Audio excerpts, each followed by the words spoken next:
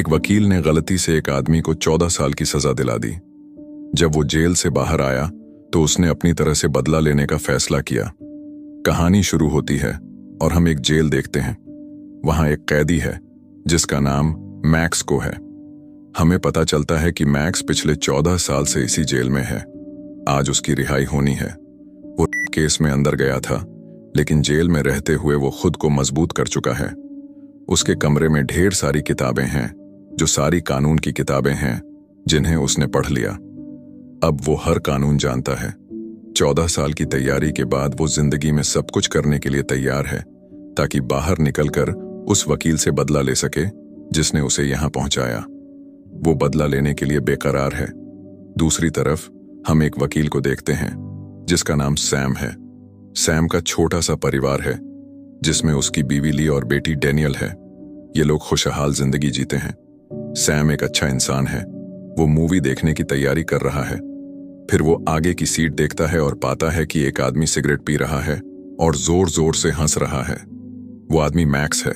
Sam उसे चुप रहने को कहता रहता है, लेकिन मैक्स नहीं मानता और हंसता रहता है। सैम परेशान होकर बाहर निकलता है। कुछ देर बाद सैम अपनी पूरी फैमिली के साथ आइसक्रीम पार्लर पहुंचता है। ये लोग आइसक्रीम खाते हैं, लेकिन जैसे ही वो बिल देने जाता है, काउंटर से पता चलता है कि किसी और ने उसका बिल चुका दिया। सैम समझ नहीं पाता कि आखिर किसने बिल चुकाया। वो बाहर निकलता है और देखता है कि मैक्स सिगरेट पीते हुए और मुस्कुराते हुए बैठा है। सैम को गुस्सा आता है और उसे लगता है कि जमीन उसके पैरों के नीचे से सिकुड़ गई। सैम समझ जाता है कि मैक्स उसके पीछे पड़ा है और अब उसकी फैमिली को भी जानता है। सैम की मुसीबतें बढ़ने लगती हैं। थोड़ी देर बाद वो एक लड़की लोरी से मिलता है। जब ये दोनों बात करते हैं तो पता चलता है कि सैम का लोरी के साथ अफेयर था, लेकिन सैम अब उसके साथ नहीं रहना चाहता। वो लोरी को अपनी फैमिली और हालात बताता है। लोरी कहती है, क्या हुआ? अब तुम अपनी बीवी से ज्यादा प्यार करने लगे हो, इसीलिए मुझे छोड़ रहे हो? फिर भी सैम इन बातों का जवाब नहीं देता और बाहर निकल जाता है। उसी वक्त मैक्स उसके पास आता है और उसकी चाबी छीनने की कोशिश करता है। मैक्स कहता है, मुझे पहचान लिया और याद कर लिया। सैम उसे पहचान जाता है, लेकिन नाटक करता है। मैक्स बार बार ऐसे पहेलियां सुलझाता रहता है। थोड़ी देर बाद वो कहता है, मैं 14 साल बाद जेल से बाहर आया हूं। अब कुछ याद आया? सैम कहता है, हाँ। वो बोलता है कि तुम मेरे पीछे पड़े हो। मैक्स कहता है, नहीं, ये शहर बहुत छोटा है। अब हम बार बार टकराएंगे क्योंकि मैं जेल से आया हूं। सैम ज्यादा बात नहीं करना चाहता और चाबी ले लेता है। फिर मैक्स कहता है, अब तुम मुझे असली इंसान के तौर पर जानोगे। रात को जब ली सो रही होती है तो अचानक उसकी आंख खुलती है। वो बाहर झांकती है और देखती है कि मैक्स उसकी चटाई पर बैठा है। ये देखकर वो डर जाती है और सैम को तुरंत उठाती है। सैम उठता है और उसे भी एक परछाई दिखती है। ये लोग दौड़कर नीचे आते हैं और चारों तरफ देखने लगते हैं, लेकिन अब मैक्स गायब है। वापस आकर दोनों डरे हुए हैं। ली को कुछ समझ नहीं आता, ये आदमी कौन है और कैसे यहां आया। वो सैम से पूछती है, आखिर क्या हो रहा है? क्या तुम इस आदमी को जानते हो? सैम कहता है, हाँ। ली पूछती है, वो हमारा पीछा क्यों कर रहा है और हमारे घर क्यों आया? सैम कहता है कि 14 साल पहले उसने एक आदमी के खिलाफ केस लड़ा था। वो उसी केस में था और उसे 14 साल की सजा हुई। अब वो जेल से छूटकर मेरे पीछे आया है। ली और डर जाती है और पूछती है, आखिर वो आदमी जेल क्यों गया था? सैम सच नहीं बताता कि वो एक लड़की रेप कर चुका था। वो झूठ बोलता है और कहता है कि उसने उस लड़की को पीटा था।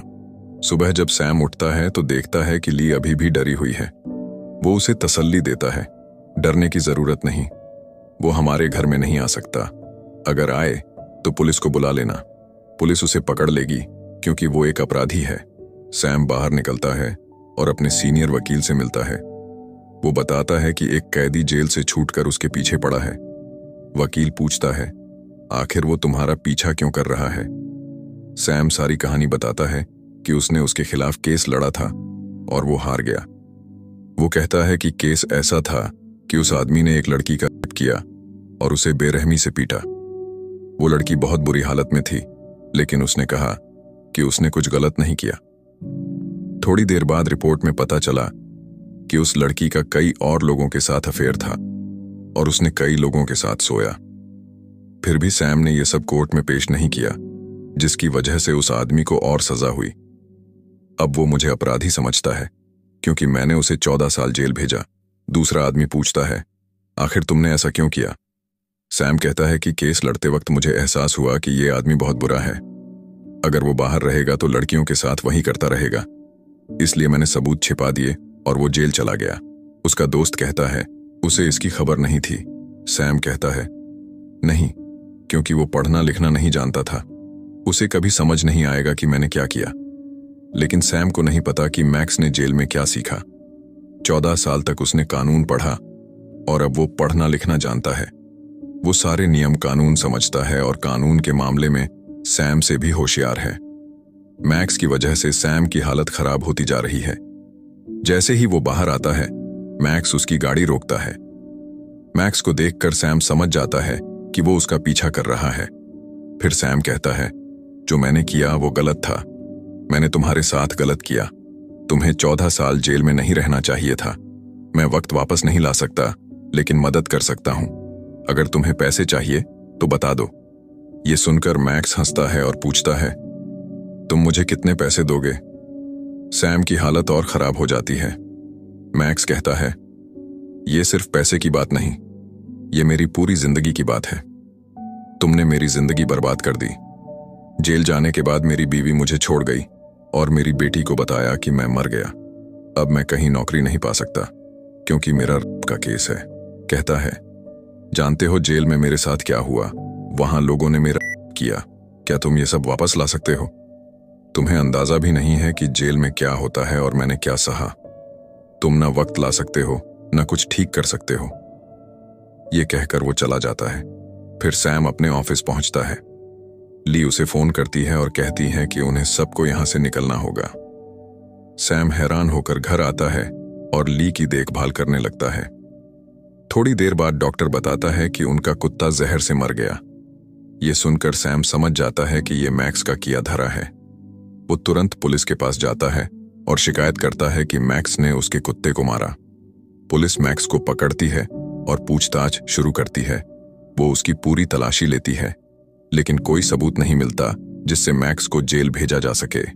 उन्हें मैक्स को छोड़ना पड़ता है। अब मैक्स आजाद है। थोड़ी देर बाद वो एक बार में जाता है और लोरी को कंफ्यूज करने लगता है।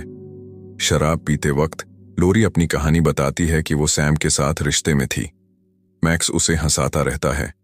आखिर में दोनों उसके घर पहुंचते हैं और आपस में नजदीकियां बढ़ाते हैं। धीरे धीरे मैक्स उसके सारे कपड़े उतारता है और उसे पीटता है जैसे 14 साल पहले पीटा था। वो उसे बुरी हालत में छोड़ देता है। कुछ देर बाद लोरी हॉस्पिटल में भर्ती होती है। सैम उससे मिलने आता है। बातचीत में लोरी बताती है कि वो आदमी मैक्स था। ये सुनकर सैम होश में आता है। वो कहता है, तुम्हें पुलिस में शिकायत करनी होगी। लोरी कहती है, मैं नहीं करूंगी, वो बहुत खतरनाक है। सैम उसे समझाने की कोशिश करता है, लेकिन लोरी नहीं मानती। फिर वो वापस आता है। उसे पता है कि मामला बहुत गंभीर हो गया है। मैक्स आसानी से नहीं रुकेगा और अब उसके घर आकर उसकी बीवी और बेटी के साथ भी वही करेगा। सैम कानूनी मदद भी नहीं ले सकता, इसलिए वो एक प्राइवेट डिटेक्टिव के पास जाता है और उसे बताता है कि क्या हो रहा है। डिटेक्टिव उसे भरोसा दिलाता है कि वो मैक्स पर नजर रखेगा और हर खबर देगा। अगले दिन डिटेक्टिव एक कैफे जाता है। बिल देते वक्त पता चलता है कि उसका बिल भी चुका दिया गया है और वो आदमी बाहर है। जैसे ही डिटेक्टिव बाहर आता है, वो मैक्स पर नजर रखता है। वो मैक्स को चेतावनी देता है, मैंने पता लगा लिया कि तुम सैम के परिवार और सैम को तंग कर रहे हो। अगर ऐसा है तो अपने तरीके बदल लो, वरना मुसीबत में पड़ोगे। ये सुनकर मैक्स सिर्फ मुस्कुराता है और चला जाता है। दूसरी तरफ ली अखबार लेने के लिए बाहर निकलती है। तभी मैक्स आता है और उसकी गाड़ी रोककर उसे अपने कुत्ते की रस्सी देता है। ये देखकर ली कहती है, तुमने हमारे कुत्ते को मारा और हमारा पीछा कर रहे हो। मैक्स मुस्कुराने लगता है। ली कहती है, अगर तुम्हें दौलत चाहिए तो ये सब बंद कर दो, ये सब सिर्फ तुम्हें बर्बाद करेगा। मैक्स ये सब सुनता है और फिर मुड़कर चला जाता है। ये देखकर ली डेनियल को अंदर रहने को कहती है, लेकिन मैक्स ने डेनियल को देख लिया है। रात के बीच में वो डेनियल को फोन करता है और कहता है, मैं तुम्हारा ड्रीम टीचर हूं, मैं तुमसे एक अच्छा नाटक करना चाहता हूं। वो नाटक के बारे में बताता है और डेनियल उसकी बातों में आ जाती है। फिर वो कहता है, कल कॉलेज में मिलो। डेनियल वहां पहुंचती है। ऑडिटोरियम में जाकर उसे पता चलता है कि कोई नहीं है और अंदर मैक्स बैठा है। वो उसे पहचान लेती है और कहती है, सब कहते हैं कि तुमने हमारे कुत्ते को मारा। मैक्स कहता है, ये बिल्कुल गलत है, मैंने किसी को नहीं मारा। फिर वो डेनियल को अपनी बातों में फंसाने लगता है। वो सैम को बुरा आदमी बताता है और कहता है कि सैम ने उसके साथ बहुत बुरा किया। सैम की वजह से उसे जेल जाना पड़ा और उसकी जिंदगी बर्बाद हो गई। अगर सैम चाहता तो उसे बचा सकता था। धीरे धीरे वो डेनियल को अपने करीब लाता है और उसे चूम लेता है। डेनियल को यह पसंद आता है, लेकिन थोड़ी देर बाद उसे एहसास होता है कि उसे यहां से जाना चाहिए। जैसे ही वो घर पहुंचती है, सैम को पता चलता है कि मैक्स ने उसे फोन किया और खुद को उसका ड्रामा टीचर बताकर कॉलेज में मिला। सैम गुस्से में डिटेक्टिव को फोन करता है और बताता है कि मैक्स ने उसकी बेटी से मिलकर उसे छूने की कोशिश की। मेरी बेटी सिर्फ 15 साल की है, उसे समझ नहीं आता। यह सुनकर डिटेक्टिव कहता है, मेरे पास कुछ गुंडे हैं, वो उसे पीट देंगे। डिटेक्टिव की बात से सैम सहमत हो जाता है। थोड़ी देर बाद मैक्स और सैम मिलते हैं। सैम गुस्से में मैक्स को धमकी देता है, लेकिन उसे पता नहीं कि मैक्स सारी बात रिकॉर्ड कर रहा है। जब सैम को लगता है कि हालात उसके काबू से बाहर हो गए, तो वो गुंडों को भेजता है कि वो मैक्स को पीटें और खुद छिपकर देखता है। गुंडे मैक्स पर हमला करते हैं, लेकिन वो कामयाब नहीं होते। मैक्स ने 14 साल तक ये सीखा है और लड़ना जानता है। वो हर किसी को पीटना शुरू कर देता है। मैक्स वापस आकर डिटेक्टिव को फोन करता है और कहता है, हमारा प्लान फेल हो गया, हमें कुछ और करना होगा। डिटेक्टिव कहता है, तुम अपने लिए शहर का सबसे बड़ा वकील हायर करो और केस दर्ज करो। सैम को यह आइडिया पसंद आता है। वो सबसे बड़े वकील को कॉल करता है, लेकिन उसे पता चलता है कि वकील पहले से ही मैक्स के साथ है और मैक्स ने सैम पर केस कर दिया है। मैक्स ने कहा कि सैम ने उस पर हमला किया। अब सैम को कोर्ट में पेश होना पड़ेगा। जब सब मैक्स और सैम पर दबाव डालते हैं, तो मैक्स कहता है कि सैम ने उसे धमकी दी और नुकसान पहुंचाने की बात कही। सैम की हालत खराब हो जाती है। सारे सबूत सैम के खिलाफ हैं। जज सैम के खिलाफ कार्रवाई करता है और पाबंदी लगाता है। सैम हताश होकर डिटेक्टिव के पास जाता है और अपनी मजबूरी बताता है। वो कहता है, कुछ भी हो सकता है, मुझे एक बंदूक चाहिए। डिटेक्टिव कहता है कि वो बंदूक देगा, लेकिन सैम उसे इस्तेमाल नहीं कर पाएगा। तुम एक दिन में नहीं सीख सकते। सैम कहता है कि वो शहर नहीं छोड़ना चाहता। अगर मैं छोड़ूंगा तो मेरा लाइसेंस रद्द हो जाएगा। ये सुनकर डिटेक्टिव एक आइडिया देता है। डिटेक्टिव कहता है, मैक्स को लगेगा कि तुम शहर छोड़ रहे हो। वो इस मौके का फायदा उठाएगा और तुम्हारे घर आएगा। अगर हम उसे वहां शूट करें तो तुम पर इल्जाम नहीं लगेगा। सैम इस रणनीति से सहमत हो जाता है। अगले दिन सैम अपनी फैमिली के साथ गाड़ी में बैठकर एयरपोर्ट जाता है। मैक्स पहले से वहां उनकी निगरानी कर रहा है। कुछ देर बाद मैक्स को पता चलता है कि सैम कहां गया और कब लौटेगा। फ्लाइट के बाद ली और डेनियल घर लौटती हैं और पता चलता है कि सैम वापस नहीं आया। वो छिपा हुआ है। वो घर में घुसते हैं और जाल बिछाना शुरू करते हैं। डिटेक्टिव कहता है कि अगर मैक्स यहां आएगा तो उसे खत्म कर देंगे। जाल बिछाने के बाद वो इंतजार करते हैं, लेकिन मैक्स नहीं आता और रात के 12 बज जाते हैं। सब सो जाते हैं, लेकिन डिटेक्टिव जागता रहता है। कुछ देर बाद वो किचन जाता है। तभी पता चलता है कि किचन में नौकरानी को मैक्स ने मारा और वो वहां खड़ा है। वो मुड़ता है और डिटेक्टिव को भी मार देता है। जैसे ही उसकी आवाज बढ़ती है, सैम अपनी बीवी के साथ नीचे आता है। किचन में घुसकर वो नौकरानी और डिटेक्टिव के शव देखते हैं। अब सब डर जाते हैं। फिर ली देखती है कि मैक्स भाग रहा है। सैम उसे मारने दौड़ता है, लेकिन ली उसे रोकती है, क्योंकि अगर वो मैक्स के पीछे गया तो वो उसे मार देगा। अब सब बहुत डर गए हैं। उन्हें एहसास होता है कि न कानून उनकी मदद कर सकता है, न वो खुद। उन्हें शहर छोड़ना होगा। सैम एक प्लान बनाता है कि वो यहां से निकलेंगे और दूसरी सिटी से नाव लेकर दूर जाएंगे। रास्ते में वो शॉपिंग करते हैं और चेक करते हैं कि कोई पीछे नहीं है।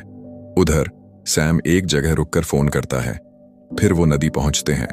वहां सैम अपनी नाव लेता है और चला जाता है। पीछे से मैक्स भी नाव लेकर उनका पीछा करता है।